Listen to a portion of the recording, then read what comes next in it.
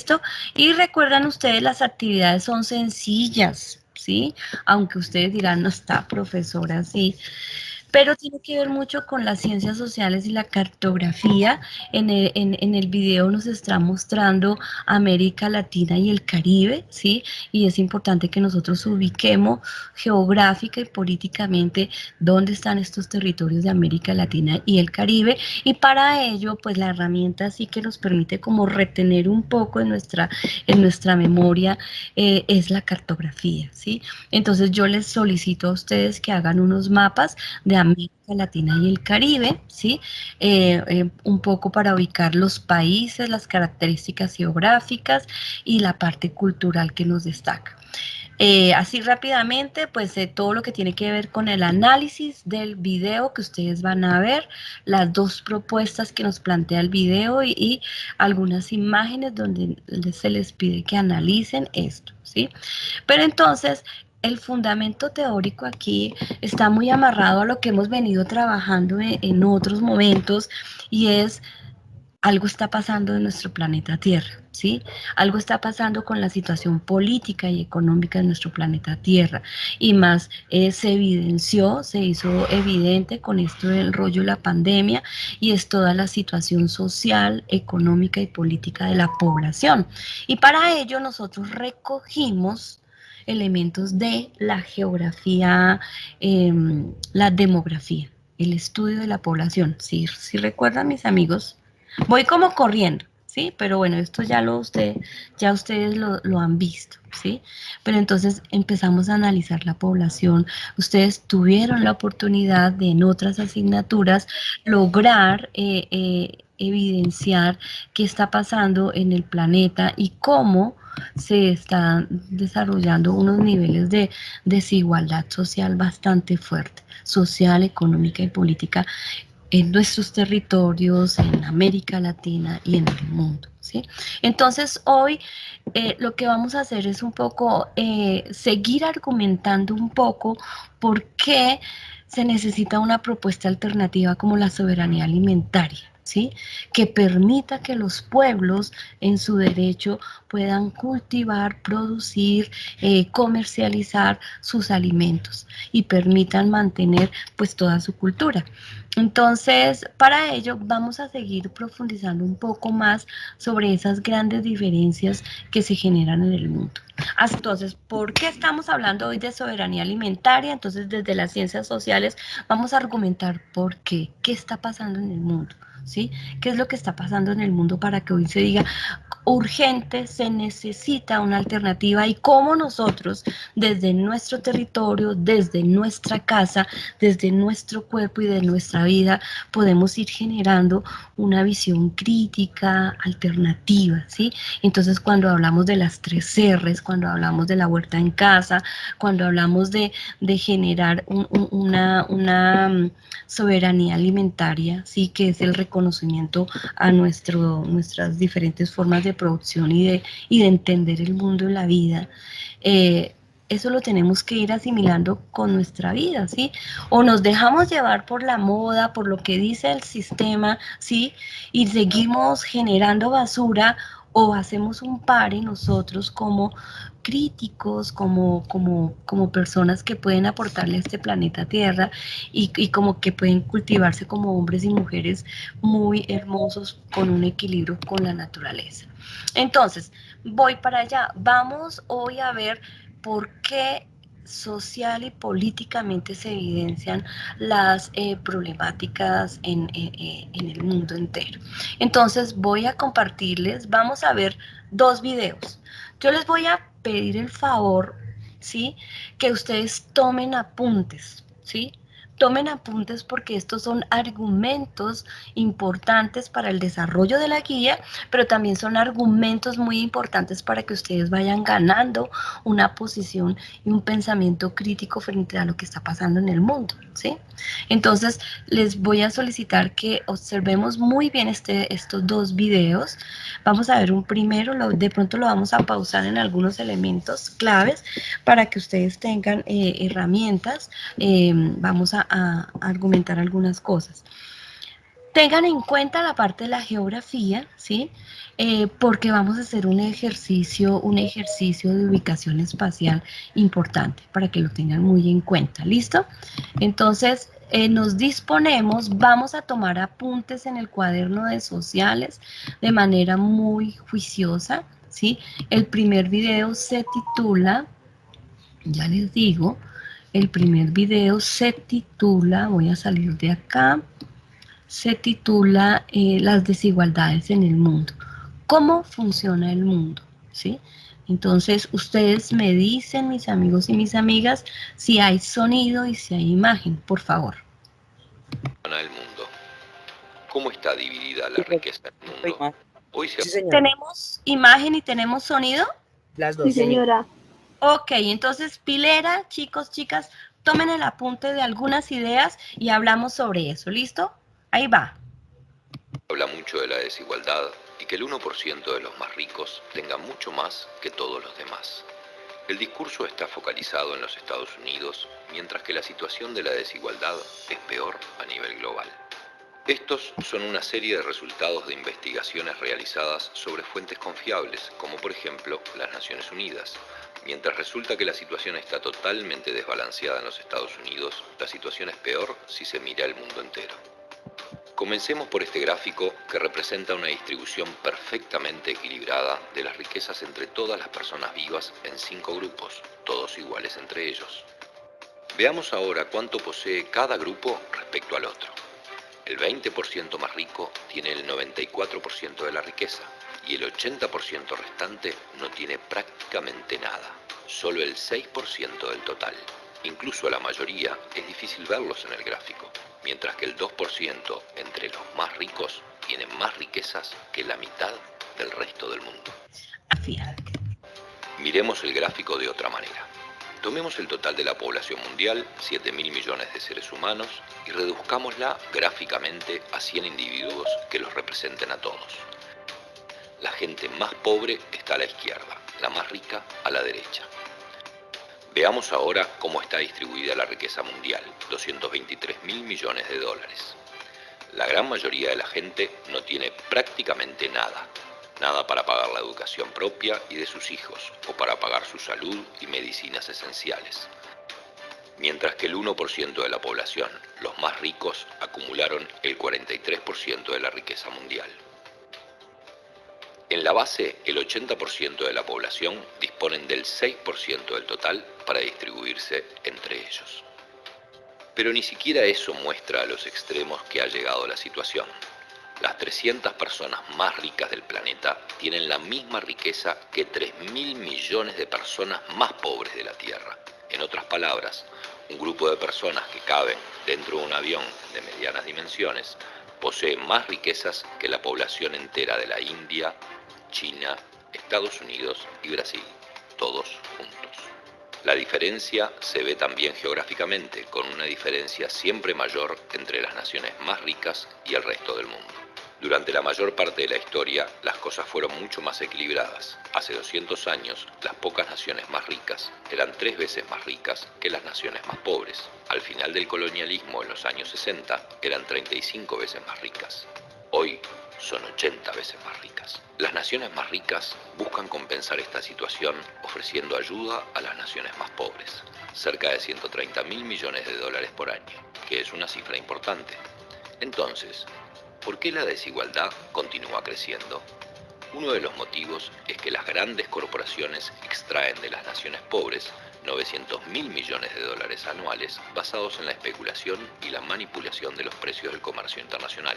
Además de esto, las naciones más pobres pagan 600.000 millones de dólares anuales por préstamos que son pagados más de una vez. Además, están los recursos que las naciones del sur pierden por normas internacionales sobre el comercio totalmente injustas impuestas por las naciones ricas que les permiten tener acceso a nuestros recursos.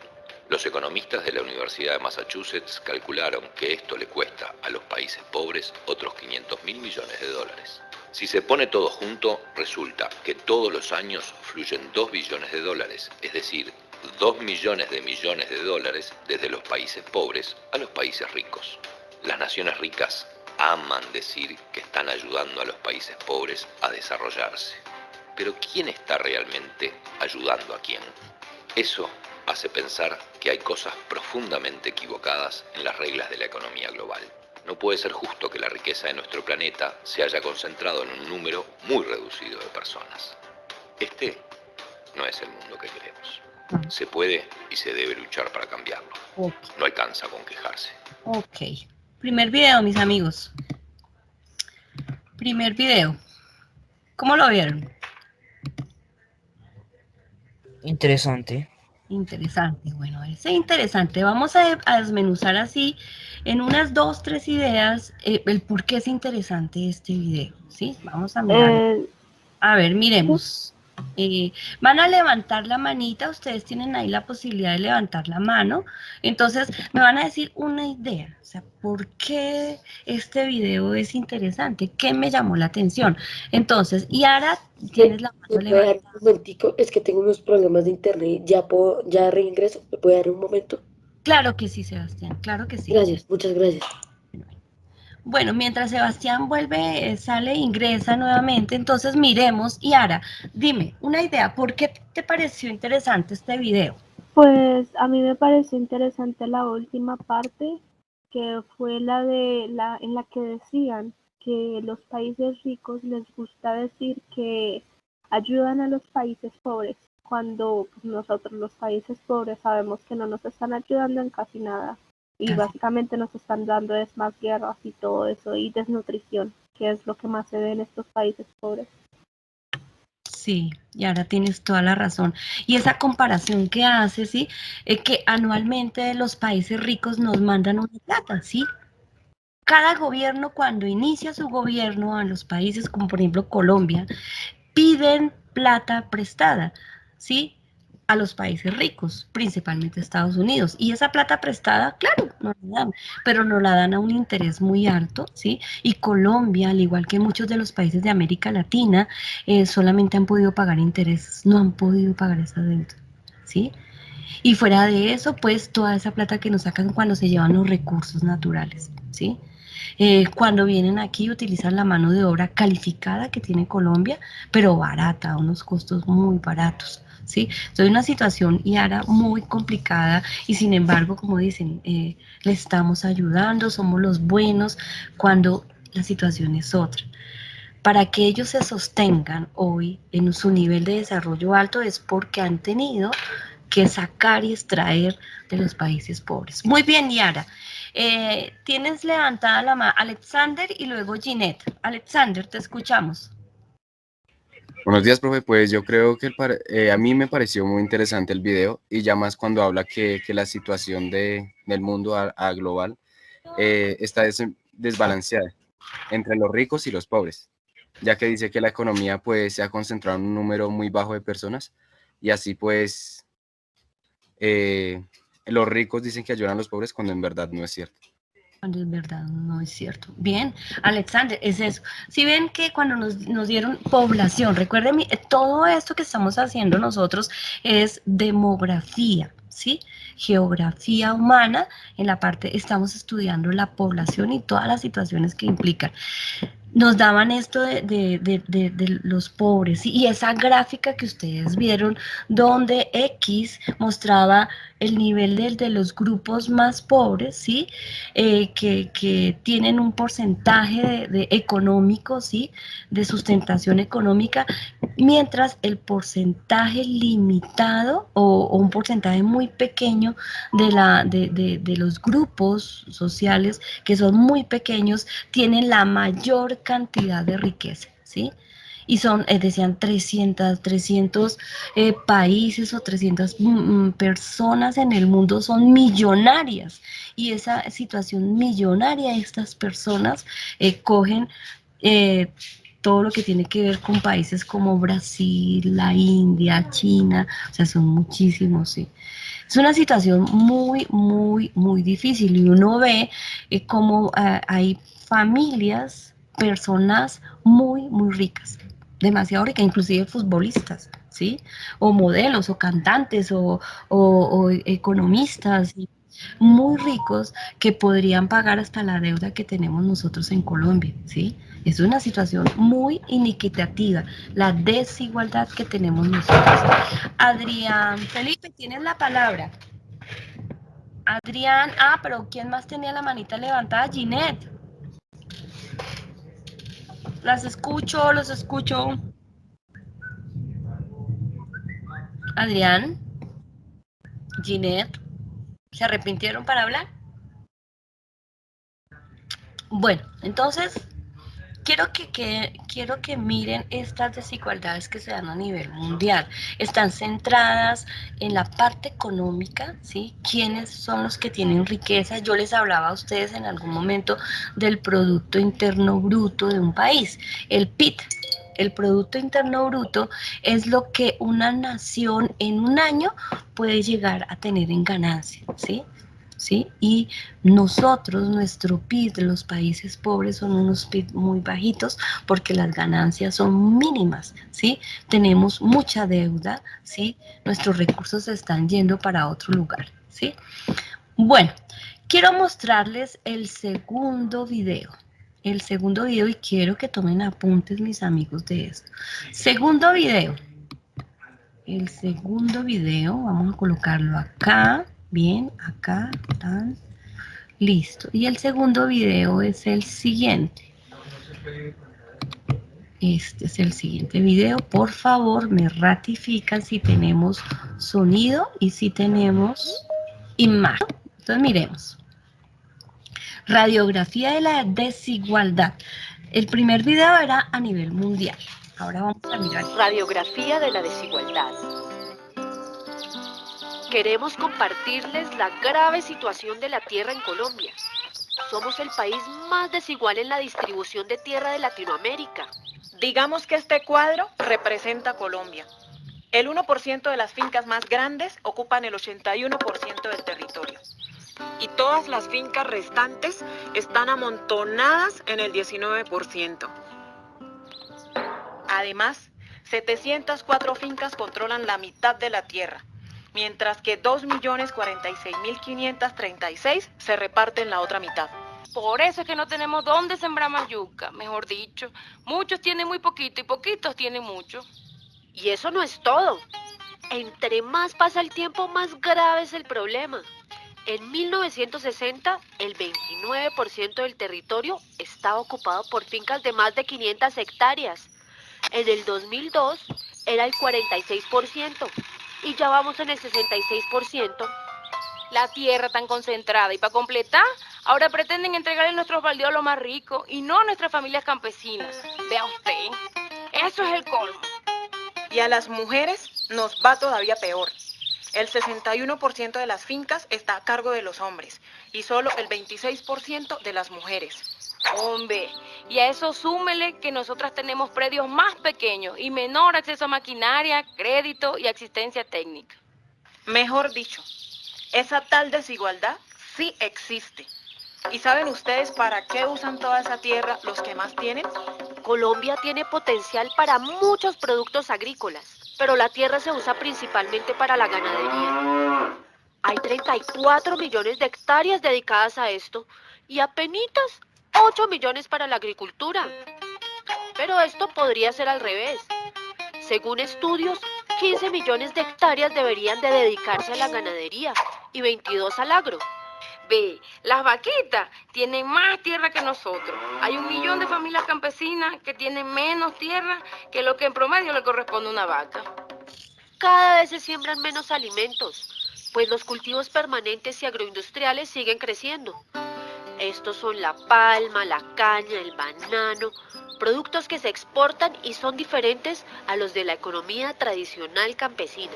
En cambio, las cifras muestran que somos nosotras, las campesinas y campesinos, afros e indígenas, quienes alimentamos al país en las pocas tierras que tenemos. Los cultivos permanentes en 1960 eran 44% del área sembrada.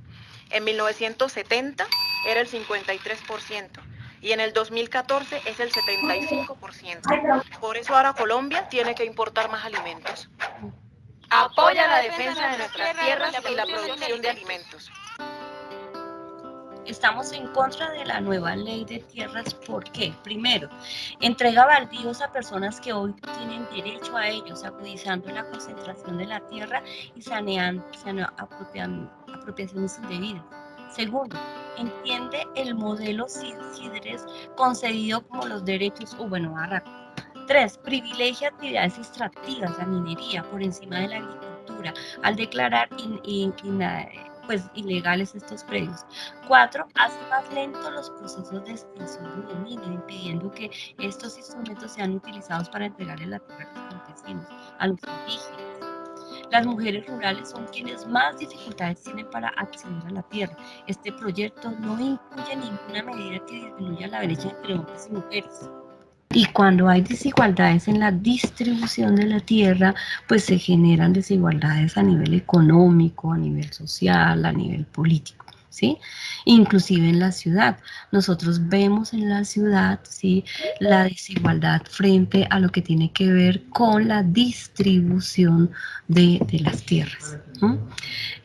Nosotros vemos que hay zonas de la ciudad que están en la zona plana y que existen pues la distribución ahí de la tierra a las casas grandes, mientras que la población ha tenido que irse a zonas de la montaña, a zonas que no son aptas para vivir, ¿sí? O sea, esa distribución de la tierra es muy inequitativa en nuestro país.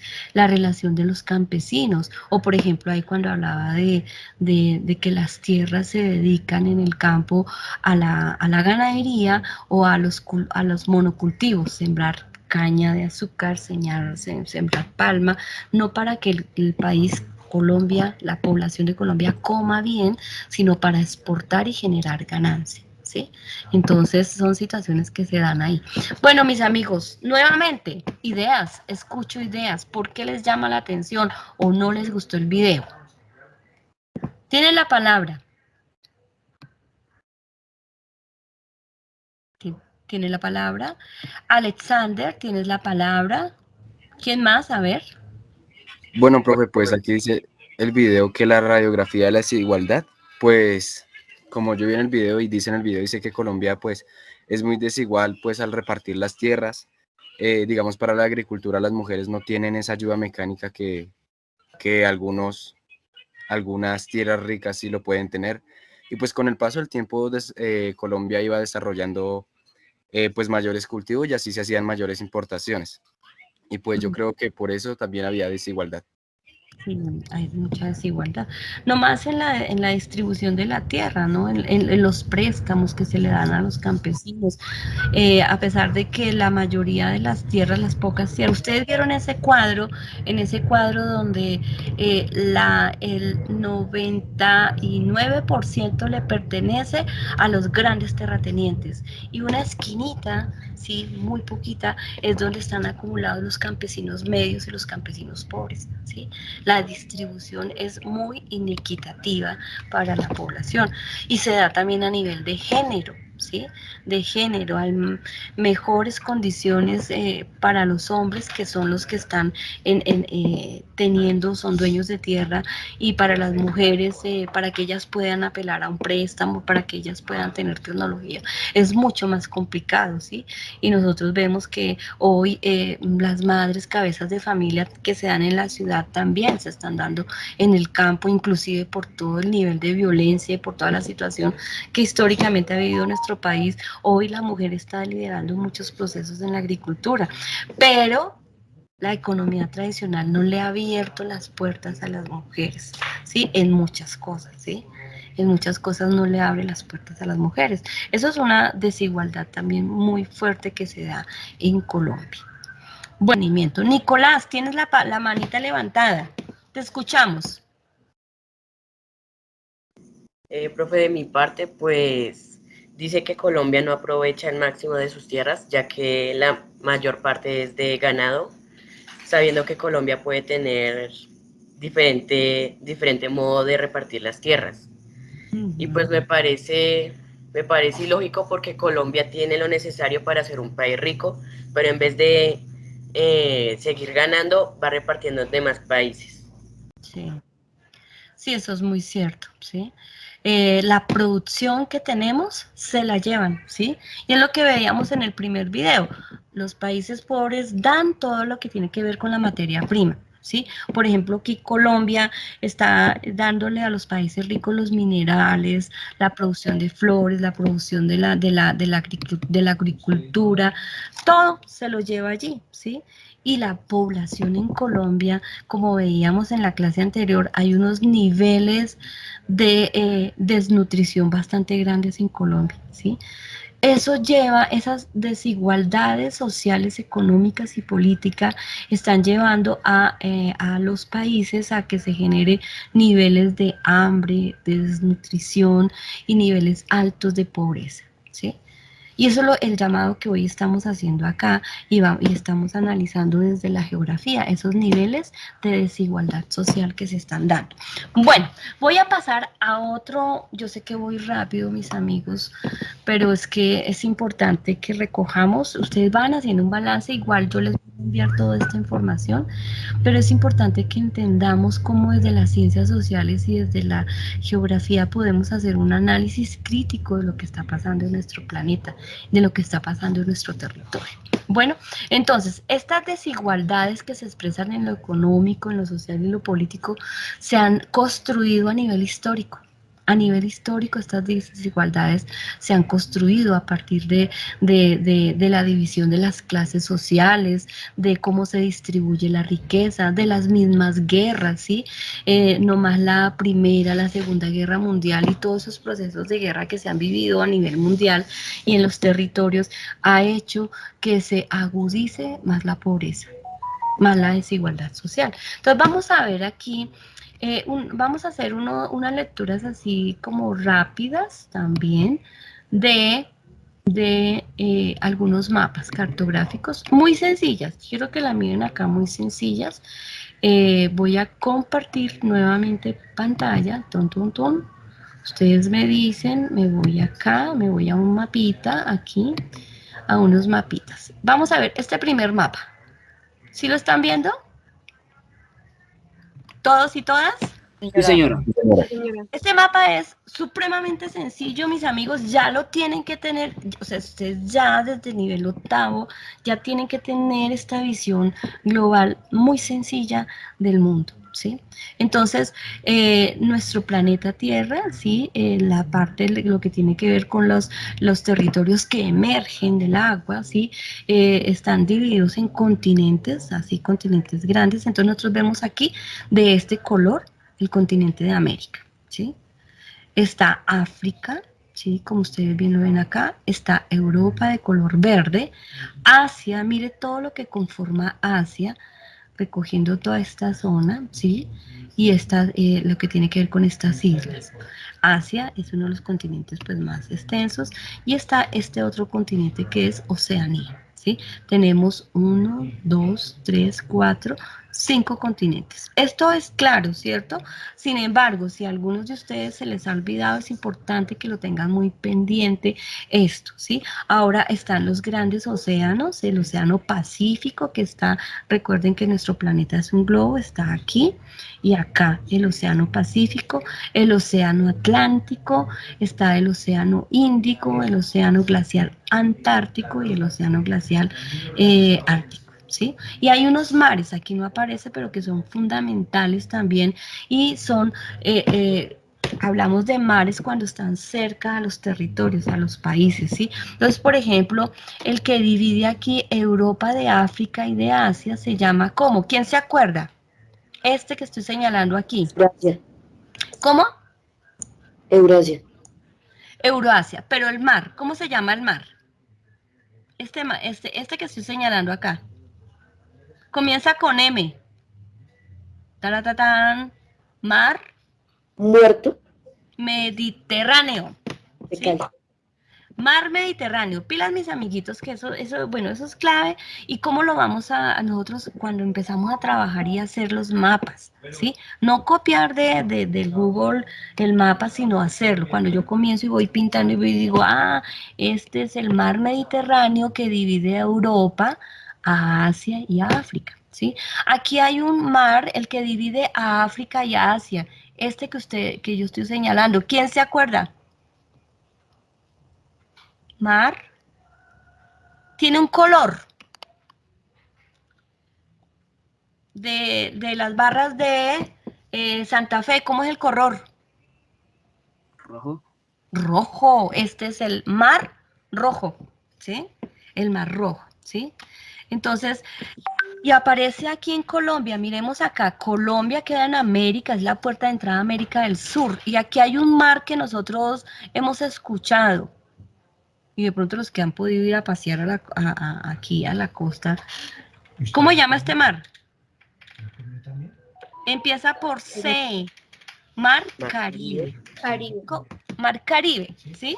El Mar Caribe. Bueno, allá sí hay varios mares, el Mar de China, el Mar de Japón, bueno. Entonces, estaba haciéndoles un recordéis para que miremos esto. Están entonces aquí los continentes para que ustedes los tengan muy en cuenta estos continentes. Y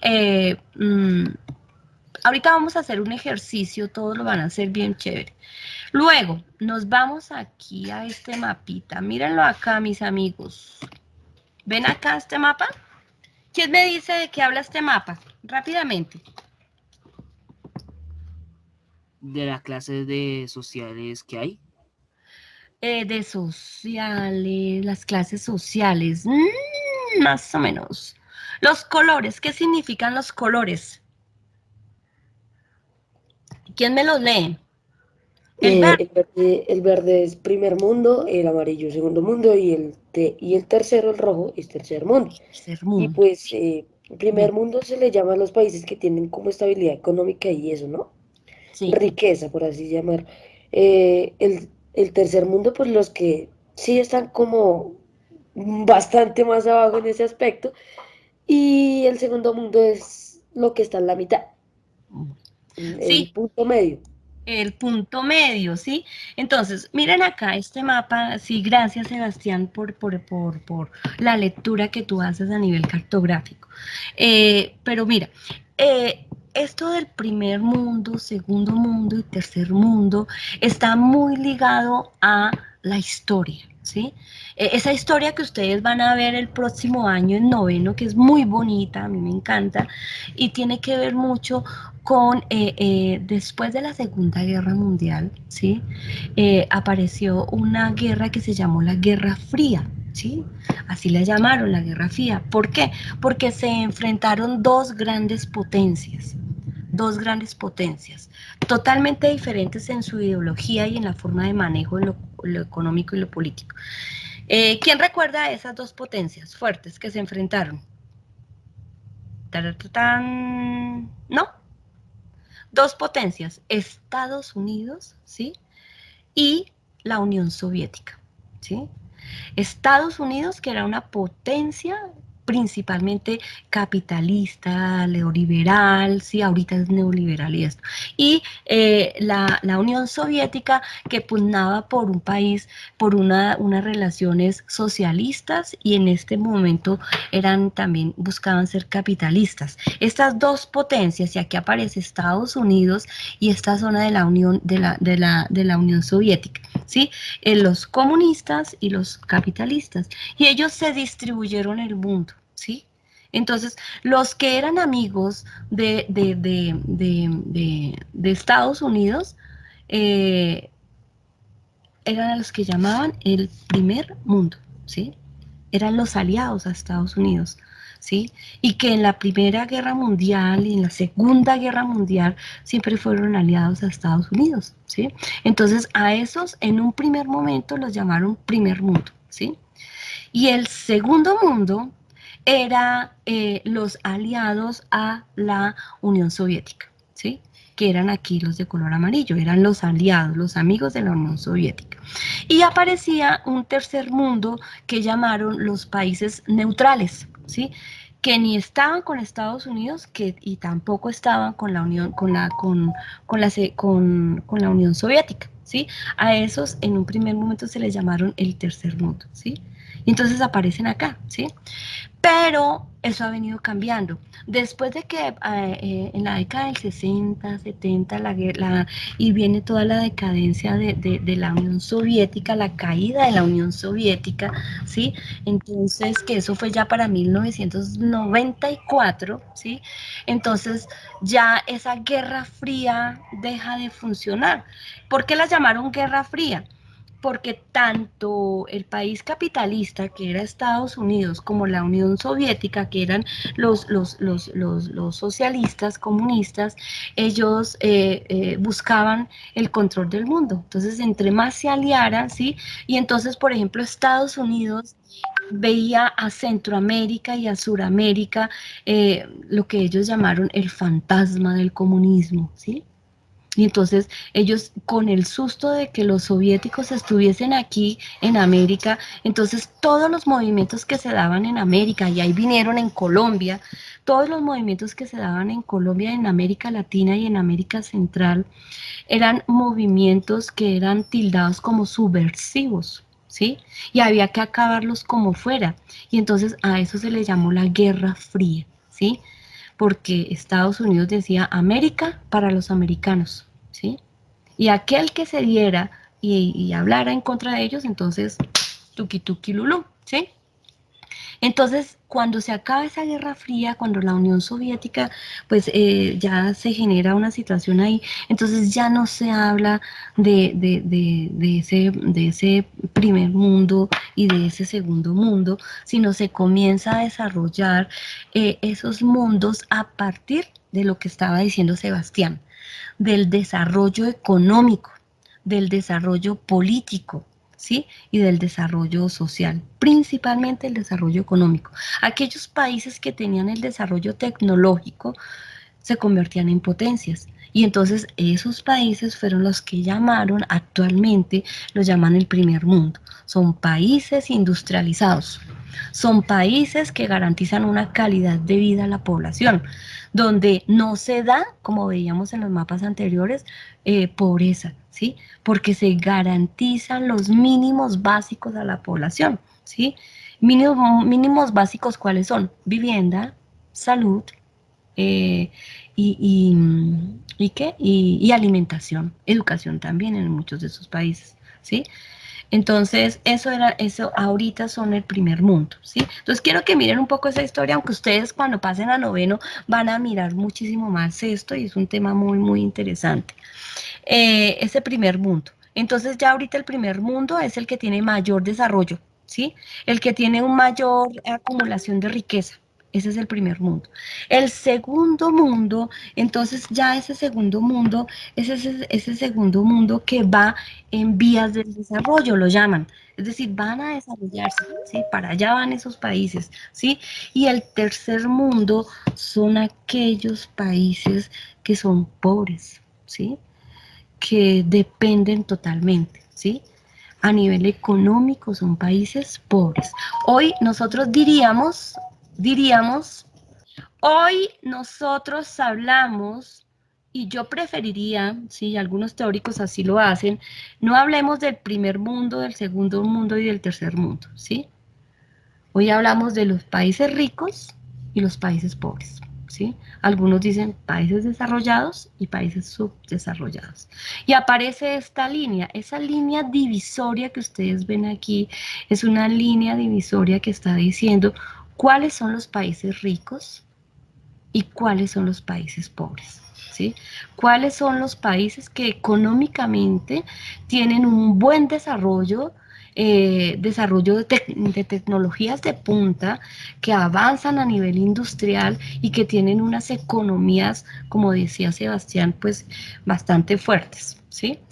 Y los países pobres que tienen un nivel de desarrollo desequilibrado, muy poco, que dependen de las potencias, que sus economías son muy inestables, que de pronto hay unos años en que van bien y otros años que se van al piso, y son estos países los que están aquí en color amarillo, ¿sí?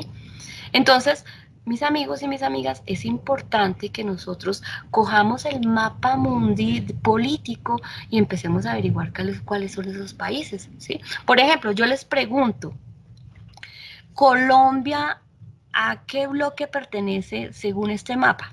¿Y esa pregunta, profe? A los países subdesarrollados.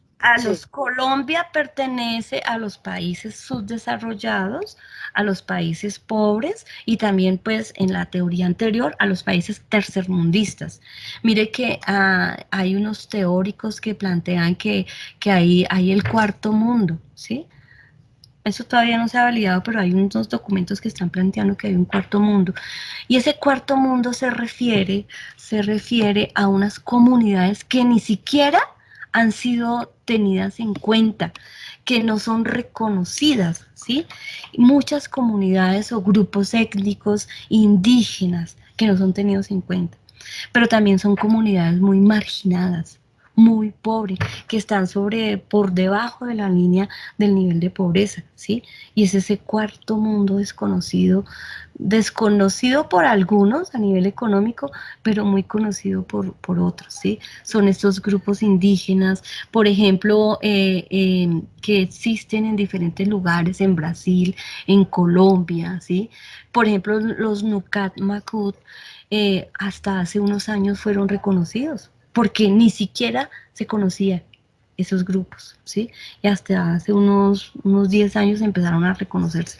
Y así existen muchos de estos grupos, ¿sí? O la población indigente, la población que está en unos niveles muy, muy complicados, que ni siquiera son pobres, ¿sí?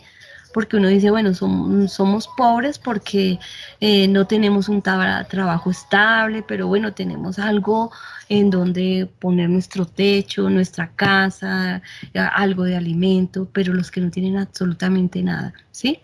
Entonces, ahí está eso. Quiero que miren este otro mapita. Nos vamos al siguiente mapa. Esto es ya como la teoría más actual que tiene que ver con los países ricos y los países pobres. Los países ricos son los que están de color verde, ¿sí? Un verde oscuro y un verde claro. Por ejemplo, México está a un nivel bueno, pero Centroamérica y América Latina, ustedes la pueden ver aquí, son países pobres. África son países pobres. Muchas poblaciones ahorita de Asia, ¿sí? De la India, ¿sí? de la península ibérica, inclusive son países pobres. Hay unos niveles de crisis económicas muy fuertes, ¿sí? Y la pandemia develó muchísimo más eso, ¿sí? Entonces, estos son los niveles de desigualdad que uno los puede ubicar a nivel geográfico, ¿sí? Entonces, yo quería mostrarles un poco esto, ¿sí? Ay, está Cristian, bueno. Quería mostrarles a ustedes esto porque es importante ese análisis cartográfico que uno puede hacer de la realidad que vivimos nosotros en Colombia, ¿sí? O sea, la cartografía no es solamente un mapa por mapa, sino un mapa que expresa una posición política, ¿sí? Cuando se está hablando, por ejemplo, del primer mundo, segundo mundo y tercer mundo, es porque tenía una carga ideológica muy fuerte frente a esa guerra fría que se estaba dando en el mundo, ¿sí? En donde las potencias se imponían por encima de todo, ¿sí? Entonces, vamos a hacer un ejercicio, les voy a enviar al WhatsApp así rápidamente, aunque ya les voy a enviar al WhatsApp 2 links, ¿sí? Ya dejé de compartir, ¿cierto? Les voy a enviar 2 links, esto lo hacen y me muestran un pantallazo de lo que ustedes hagan, me lo envían, ¿sí? Ese pantallazo para que hagan el ejercicio de ubicar geográficamente algunas cosas básicas, elementales. ¿Listo? Entonces, el primero se los voy a enviar acá, es un jueguito, me envían un pantallazo, por favor, de cuando terminen de hacer el ejercicio. Ya está el otro grupo. Muchas gracias. Bueno, me envían pantallazos. Chao, me envían pantallazos de lo que estén haciendo, ¿listo? Buenito. Bueno. Voy a salir acá y vuelvo a finalizar.